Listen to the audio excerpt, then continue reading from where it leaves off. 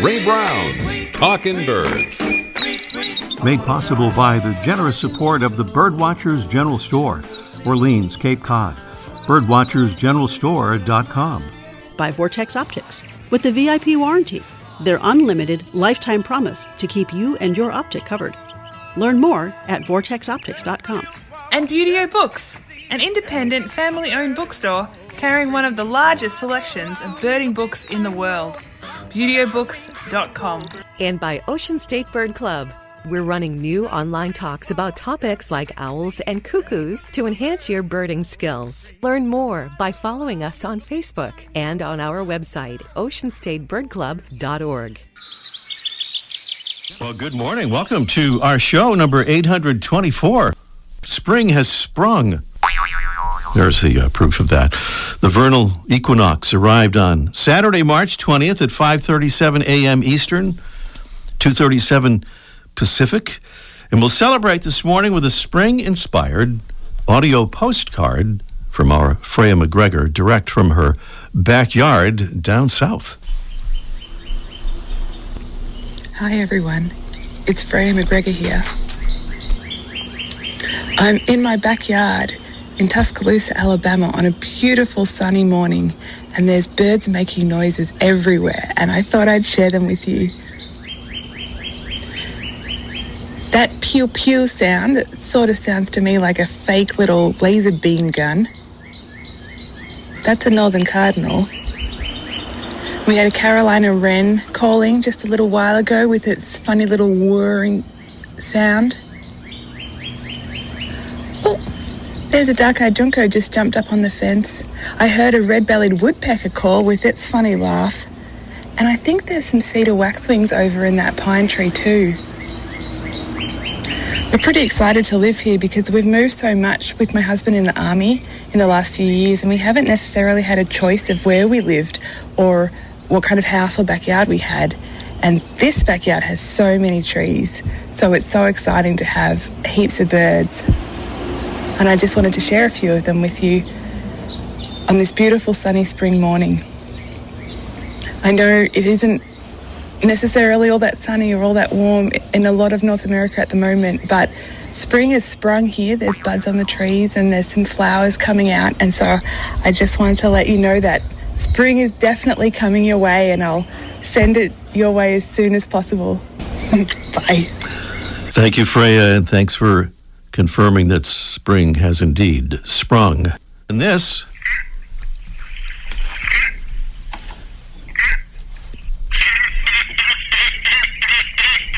is the sound of our mystery bird, and this is a preview of our mystery bird contest coming along in a little bit here on this morning's show. Our mystery bird is a dark-bodied wader, a wading bird with a long, down-curved bill, long legs, and an iridescent reddish-brown body that in the right light appears purple, green, and bronze. In breeding plumage, both sexes have a pink skin patch bordered in white in front of their red eyes. Our bird might be described as a Western equivalent of a glossy bird found in the East. Clues about our mystery bird there, and a beautiful prize this morning is the Droll Yankees' new generation metal finch sock. It has a beautiful yellow top and base and offers the attraction of a finch sock with the durability of metal. And its design has been proven to attract up to double the number of birds. It can be hung or pole mounted. It's the new generation metal finch sock from Droll Yankees, makers of the world's best bird feeders. And that would be the prize on our mystery bird contest this morning. Here's a quick heads up about something good to read. The newest edition of the Birding Community e-bulletin, created by our friends Wayne Peterson and Paul Basich, is now available. It's chock full of fascinating stuff about birds, and it's free. Just do an online search for Birding Community e-bulletin to find it. We have a conservation alert this week, and it comes to us from the great state of Maine, where there's a bill in the legislature called an act to define intentional balloon releases as litter. The bill would kind of formalize the idea that there's no such thing as a good released balloon, because released balloons only go up in the sky temporarily and then they burst and come back down as toxic trash on the ground and in our lakes and marshes, in rivers and oceans. Please check out our talkingbirds.com website or Facebook page for details on this important bill.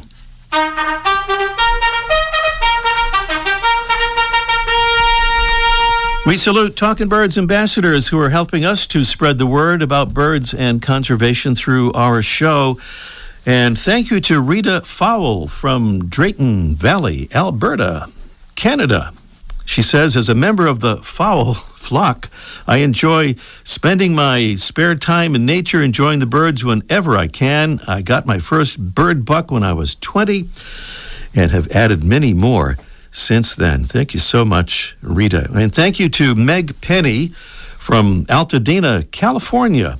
She says, we're both from Massachusetts, but live in the northeastern part of Los Angeles now. We recently got into birding and are fortunate to live in a great area with lots of different birds. Our favorites recently were a family of Cooper's hawks and a bunch of red-whiskered bulbuls. Wow. That's from Meg and Josh, and they say, P.S., you got to make shirts. I think she means Talkin' Birds shirts. We're taking that under advisement, and we've sent Meg and Josh a couple of our Talkin' Birds patches in the meantime. Little marching music there. We are marching forward thanks to another whole bunch of new Talkin' Birds listeners joining our ambassadors family this week. We set a goal of 600 members by the end of March, and we're only 10 ambassadors short of that goal now. Wow. To all of our ambassadors, thank you so much for helping us to spread the word about birds and conservation. Being an ambassador is really easy, and so is signing up. Just go to talkinbirds.com and click on the Get Involved tab at the top of the page. That's the Get Involved tab at talkinbirds.com. Still to come on our show today, we'll learn about slow birding when we welcome Bridget Butler, a.k.a. the Bird Diva, as our special guest.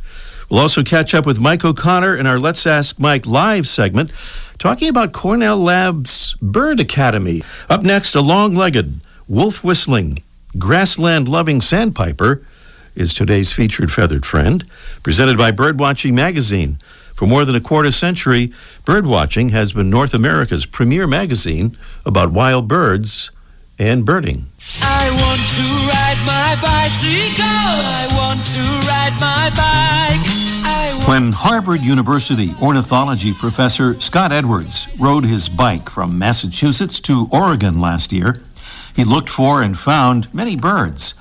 And one sighting that stood out, as he told in a recent recounting of his trip, was in the prairie potholed pocked grasslands of South Dakota.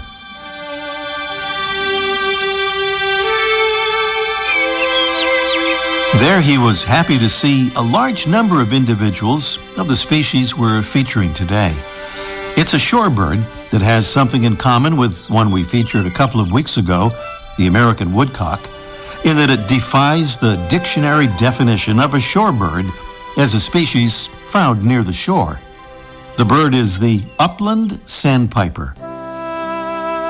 A tall, slim sandpiper with a small dove-like head, a long neck, a long tail for a sandpiper, and long yellow legs. Its back and wings are heavily marbled in black and brown, and the belly and undertail coverts are white. In the Northeast, grassland habitat has been so drastically reduced that upland sandpipers have had to find refuge at an unusual place. Flight 247, Boston to Los Angeles. Now boarding. Yes, the airport. In fact, in several northeastern states, almost all upland sandpipers make their home in the grassy areas surrounding airport runways, since they're often the closest thing to their native grassland habitats that they can find. Now back to the dictionary, which defines a wolf whistle as a distinctive two-toned whistle sounded to express approval of another person's appearance. This may or may not be the intention of the upland sandpiper's call, but part of it does kind of sound like a wolf whistle.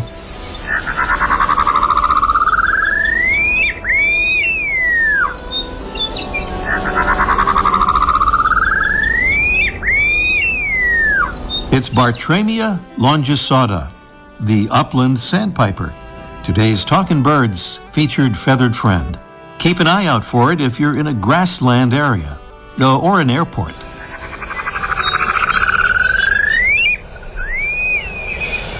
Welcome again to our show number 824. We like to invite you to visit our website because we like it and hope maybe you do too. And good way to connect to our Facebook page.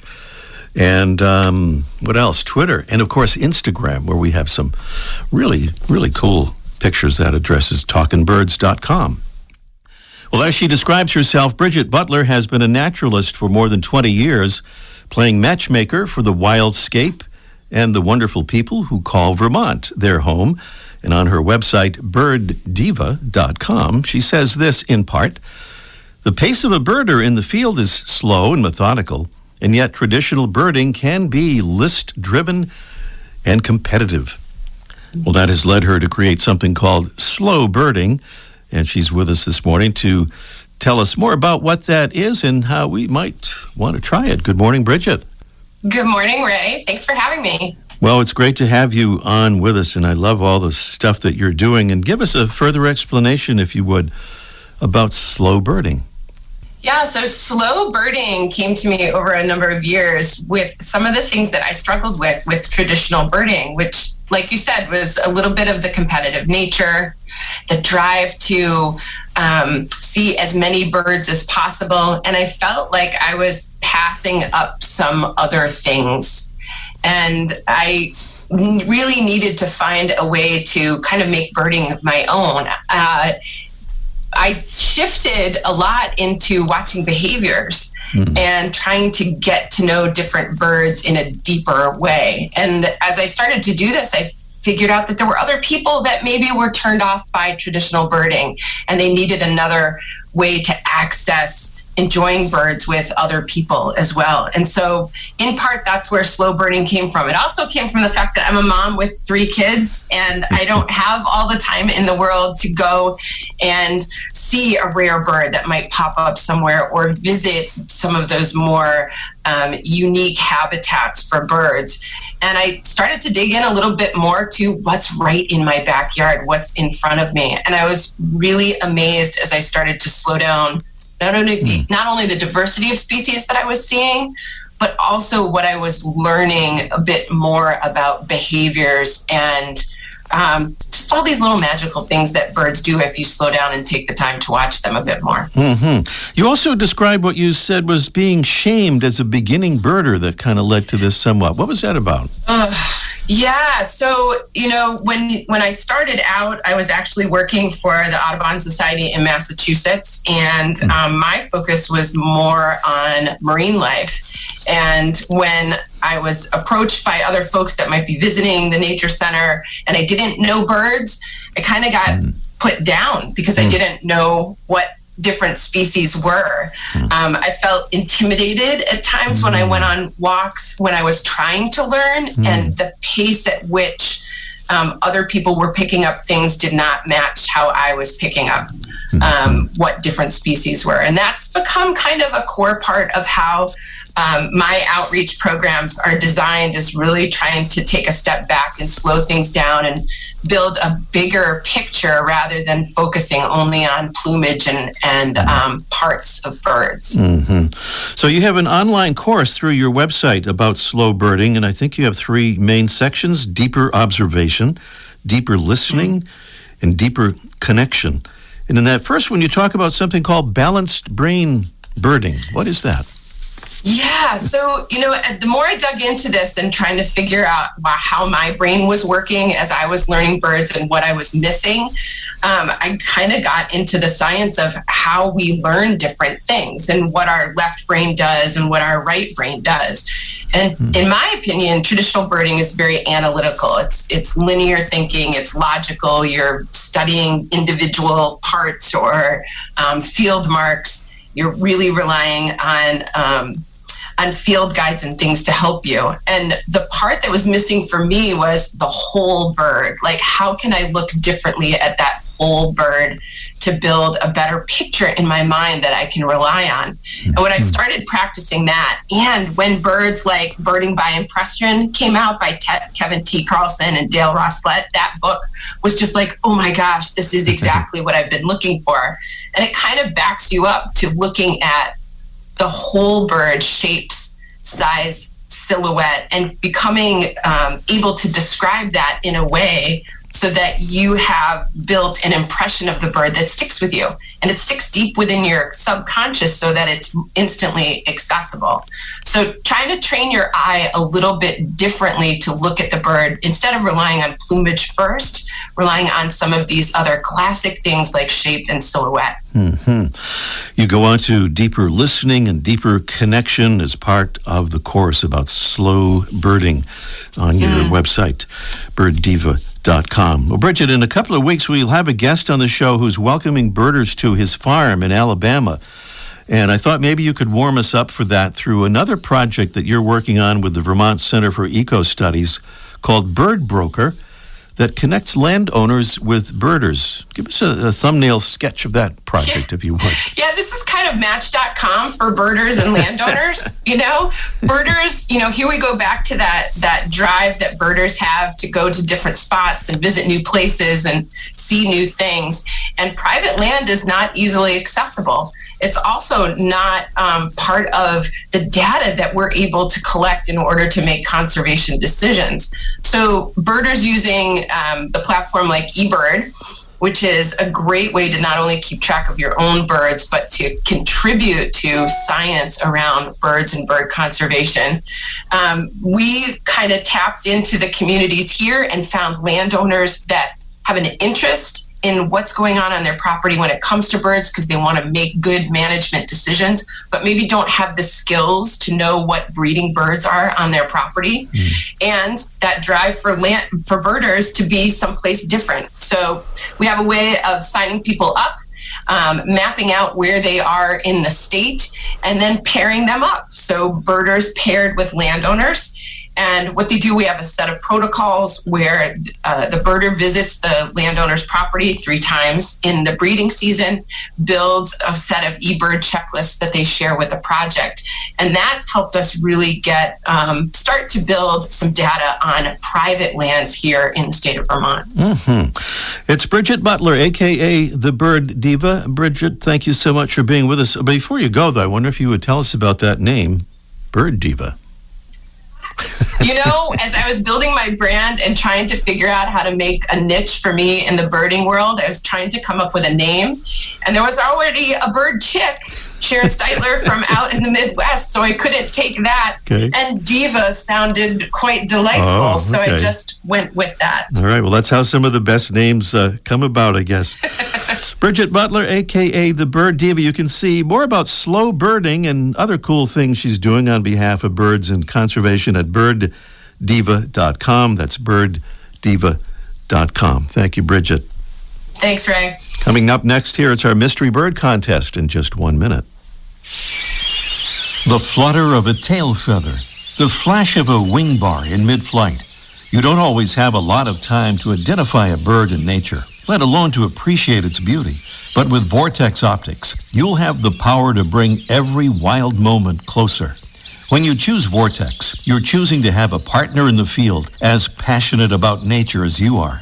Whether you're spotting old friends on the backyard feeder or packing for a once-in-a-lifetime trip to add a few species to your life list, Vortex offers a full range of optics and optics accessories for every birder and every budget. And whether the birds are taking you to another state or another country, you're always covered by the Vortex VIP warranty, an unlimited lifetime promise to keep you and your optic covered.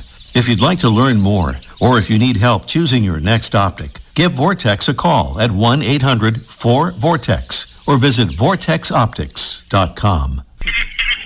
Our mystery bird, it's a dark-bodied wader with a long down-curved bill, long legs, and an iridescent reddish-brown body that in the right light appears purple, green, and bronze. In breeding plumage, both sexes have a pink skin patch bordered in white in front of their red eyes. Our bird might be described as a Western equivalent of a glossy bird found in the east. That is our mystery bird. We have the beautiful Droll Yankees New Generation Metal Finch sock as our prize this morning. 781-837-4900 is the number to call.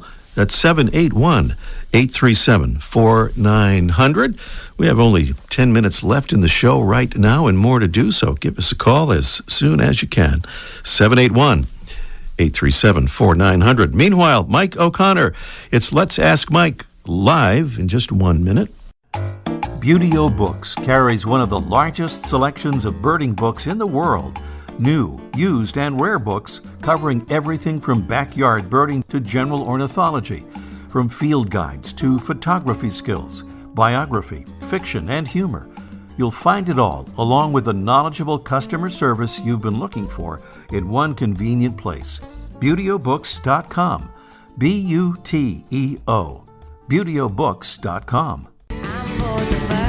My name is Josh Labatt, and I'm calling from Thunder Bay, Ontario, Canada. Becoming a Talkin' Birds ambassador is important because it connects like-minded individuals, like yourself, into the ideas of conservation and preservation, and it really builds a creative community to learn from. Talkin' Birds listeners, we hope you'll join our ambassadors family. Just visit our website and click on Get Involved at the top of the homepage at talkinbirds.com. Join today, and thanks. Let's connect to Cape Cod, Massachusetts, Orleans to be specific, where Mike O'Connor awaits with Let's Ask Mike Live. Good morning, Mike. And happy... Quite a show. I like some of those repeated things going on back and forth there. Yeah, we like to add a little variety, not the same thing all the time, I interrupted you. What were you going to say? I have no idea. I think I was going to say happy spring. That must have been it. Today's first day of spring? Today, I guess, is the first full day of spring. Oh, my God. I got to get out there. Sorry, I got to go. First full day. You need to go out there and look at some birds. You haven't done that since, this morning probably. That's right. Yeah. And I know you've got screech owls nesting in your yard, and you kind of got... It seems like it, yeah.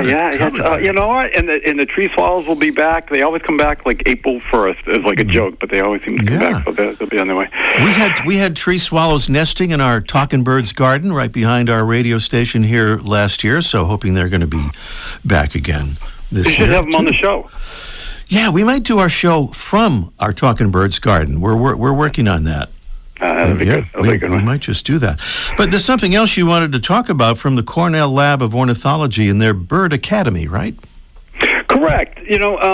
During the and then I think a lot of people still having bad weather, or they're still kind of trapped in their houses because of the pandemic, and we've all done the jigsaw puzzles plenty of times. And I thought, while we're waiting for the weather to get better and the spring to arrive, maybe we should bone up on our birding skills. And I had never really taken a class. I know you had, but I had done it. So I did a search online, and I found Cornell's what they call Bird Academy, not to be confused with the Early Bird Academy, which I think is a restaurant in some retirement community in Florida. But they offer a number of classes. They range from about $30 to, I think, even like $240, so they're not cheap, but some are a few hours long, some are like 100 hours long, and they're very detailed. So I saw one on owls that I took, and it was like $60, and, it was interesting, but they focus on little snippets of owls from all over the world. Some I never heard of in parts of the world I wasn't even familiar with.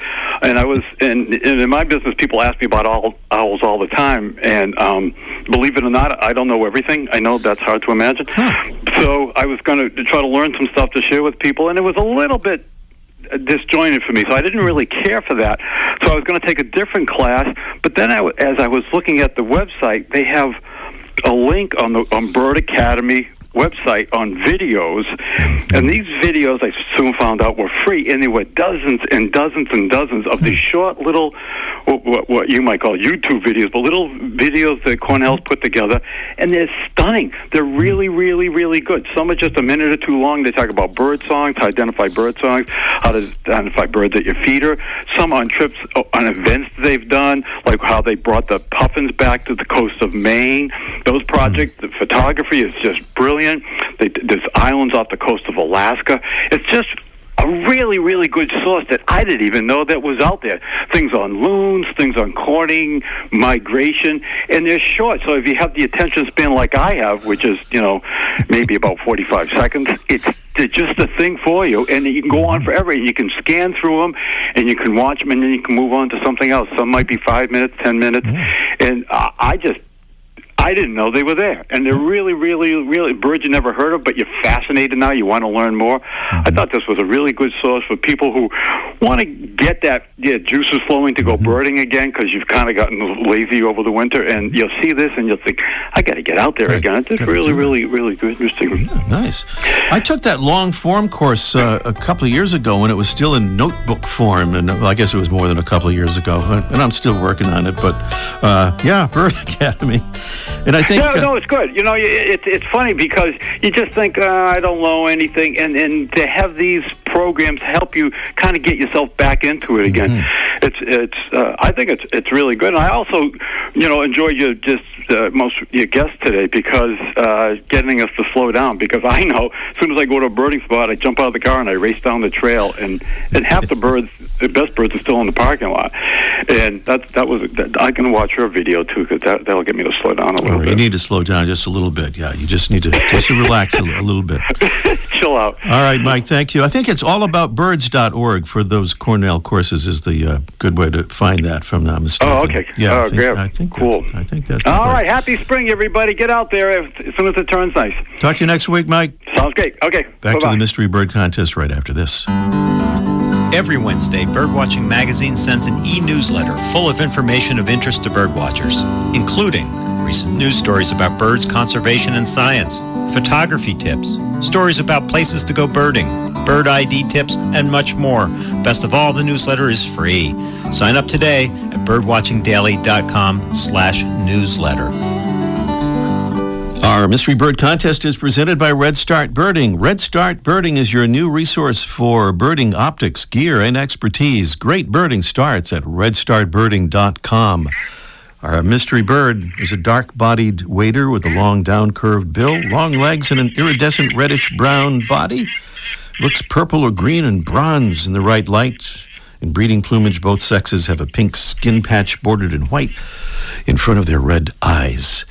What is it? 781-837-4900. We heard from Freya in Alabama earlier, so now we're going to talk to Jim in Mississippi. Good morning, Jim. No, Dave, there's no G in talking. Oh, hi, Ray. Sorry. Since I can't go to church, I'm out here birding with my friend Dave this morning. Dave's the first person I ever gave a Talking Birds ambassador card to. All right. Well, that's wonderful. Jim, we know you. This is Dr. Jim down there in Mississippi. Am I right? Yeah. All right. Yeah. Well, nice I was just talking to Mike yesterday. He was helping me out with a hummingbird feeder problem. Oh, wonderful. Okay. Well, it all comes. He's a good guy. Comes around together. Is he a good guy? I don't know. I've heard things. He really is. All right. Good to hear that. All right. Don't listen to David Clapp. He doesn't know anything. Okay. So let's see. Mike's really a good guy. All right. You've convinced me. What about the mystery bird? Can you convince me that you know what the mystery bird is, Jim? White-faced ibis. You convinced me. That was easy. Nice job. Jim, we're low on time, so I wouldn't have gotten it. Stay on the line, Jim, and we'll make arrangements. Thanks. All right. We are out of time for the show this morning. If you missed that, it was white-faced ibis is our mystery bird. Next week, we'll talk about a bird that's in trouble and some folks who are trying to help it out. It is the red-cockaded woodpecker. It's on our show next week. Thanks to our amazing Talking Birds team. I'm Ray Brown. We'll see you next week. The bird show. I like that. I love Ray Brown's Talking Birds. Made possible by the generous support of the Birdwatchers General Store, Orleans, Cape Cod. Birdwatchersgeneralstore.com. By Vortex Optics with the VIP warranty. Their unlimited lifetime promise to keep you and your optic covered. Learn more at vortexoptics.com. And Beautio Books, an independent family-owned bookstore carrying one of the largest selections of birding books in the world. BeautyOBooks.com. And by Ocean State Bird Club. We're running new online talks about topics like owls and cuckoos to enhance your birding skills. Learn more by following us on Facebook and on our website, oceanstatebirdclub.org.